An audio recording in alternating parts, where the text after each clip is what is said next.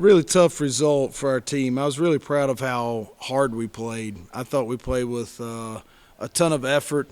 Obviously, being down another man tonight in Jalen Jordan just meant other guys were going to get more minutes and have to really step up. I thought JP, moving back from being off the ball back to point guard, handled that really well. And really didn't come out unless he was cramping a couple of times, or else he ended up with 40 minutes. I thought Jared was terrific. Kept it simple. Ended up with a double-double. He and Bacho, that was two grown men going at it. I just thought our effort was terrific. Our execution was okay. Just too many ill-advised turnovers. We gave up a couple of critical O-boards when we played great defense. I mean, defensively what you want to do is really what we did, hold a team to 60.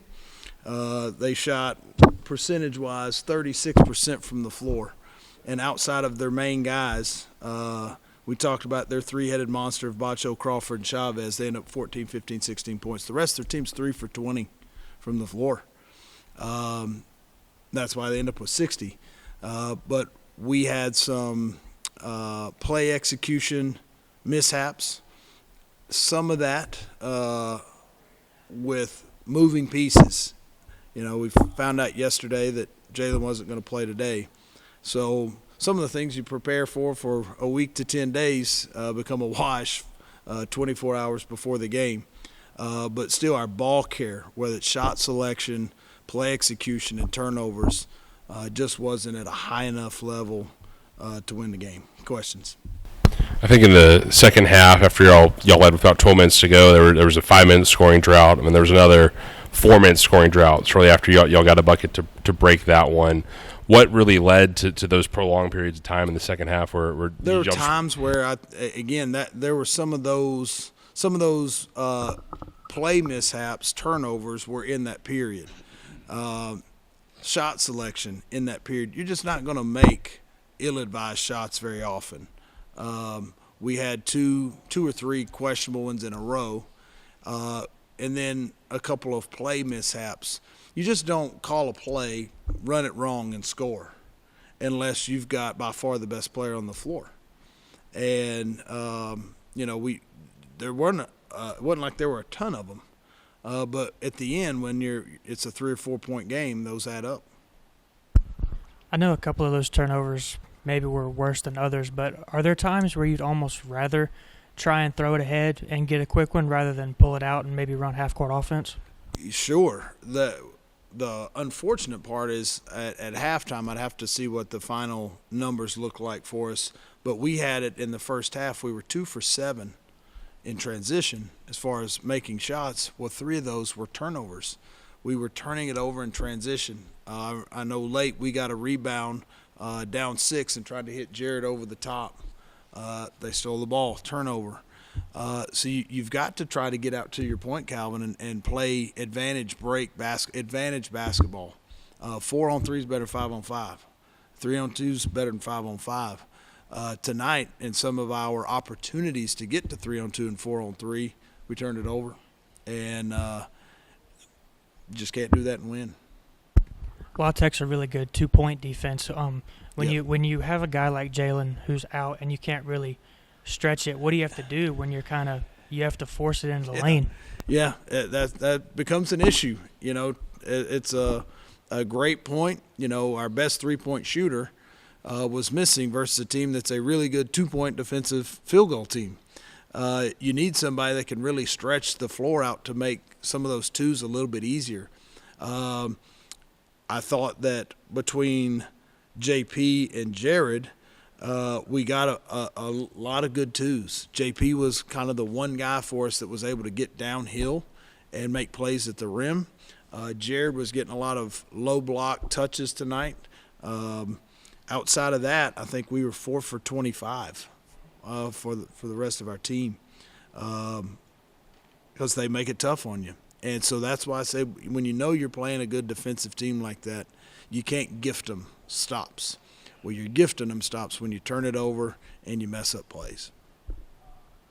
Jared, you seem like you came out on a mission early on tonight. What led you to get some confidence early and have the efficient night that you had this evening? I've just been doing a lot of meditating and focusing. Not really problem, but like that's been one of my main focuses is to increase my focus range. Stay locked in and really keep the main thing. Just playing big, being a presence, rebounding, and getting buckets around the rim. Teams have been able to get offensive rebounds on you guys at a fair rate this year. Do you think that's because of some help side rotation maybe on a lot of those dribble drive penetrations that's leading to those offensive boards? Yeah, it's a bit of I'll help over and then we gotta just crack down. So once we clean that up, we'll probably get a lot more boards. Nick, do you think that's where some of those Yes. offensive rebounds Yes. are coming from? Yes. Tonight it was. There were several plays where somebody got downhill. Jared or Chris rotate over, try to contest, wall up, block the shot, and then Bacho ends up getting it. He ends up with six of his 13 rebounds were offensive. I don't know how many, if any, where it was just a one-on-one tussle between him and Jared or him and Chris, and he got it. Most of his were those two rotating over and somebody else not blocking down. You want to be able to protect the rim with either guys that can take charges, which with the new rules is increasingly more difficult, or have shot blockers. And these two did a very good job of that tonight. But we to the tune of giving up 0 boards. Nick, you guys forced 13 turnovers and Yep. only scored 4 points off of them. Why Yep. do you think you guys weren't able to turn those into buckets maybe? There were a couple where we gifted it right back. We'd forced a turnover, and then we'd turn it over right back to them. There are some that are just dead ball turnovers, so you're not going to be able to get out and run. That's one thing we talk about a lot is, not giving up a bunch of live ball turnovers. If you're going to turn it over, at least throw it out of bounds or travel before you just turn it over at half court. But you've got to be able to score. Really just the thing that we talk about is reward yourself. When you play that hard defensively, get rebounds, turn teams over, you got to reward yourself. Reward the effort you just put in on defense on the offensive end. And we did at times, just not enough. Justin, it seemed like the energy for everybody on the team it was at another level early. How did y'all feed off of that, particularly in that first half where y'all able to get out to a pretty good start against a team that's had some success this year? I believe it's just the prep, and scout. And earlier today we had a good practice, so it just lead into the game. Related to Nick's point, what do y'all have to do to cut down on those offensive live ball turnovers and keep things, under wraps? I think 18 turnovers as a team tonight. It's just about getting in the gym and just taking care of the ball from here. Good news with conference play, Nick. Quick turnaround, to the next game. Sam Houston coming in on Saturday. What do y'all expect, on that evening's matchup? They're tough. They're good. Over the last 9 seasons, they're averaging 21 wins a year. They're new to our league, but they're not new to winning in college ball. They beat this La Tech group a couple nights ago. They're 2-0.